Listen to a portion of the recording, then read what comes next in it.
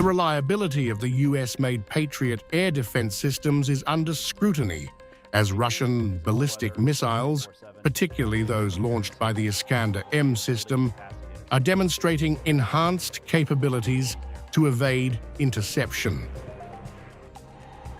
Recent Russian deployment of more maneuverable ballistic missiles has exposed a critical vulnerability in the Patriot system.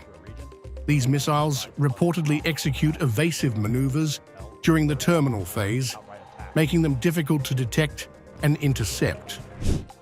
In recent months, more maneuverable Russian ballistic missiles have been able to avoid its radar. According to Ukrainian and Western officials, the Iskander-M missiles are not only capable of changing trajectory mid-flight, but also deploy decoys designed to confuse Patriot interceptors. This technological edge has raised concerns about the system's ability to adapt to modern battlefield threats. Adding to the challenge is the cost imbalance. Each Patriot interceptor costs roughly $4 million, while Russian missiles are estimated at under $1 million.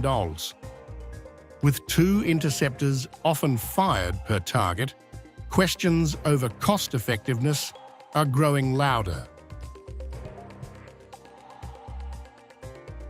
Despite these limitations, NATO allies have few alternatives.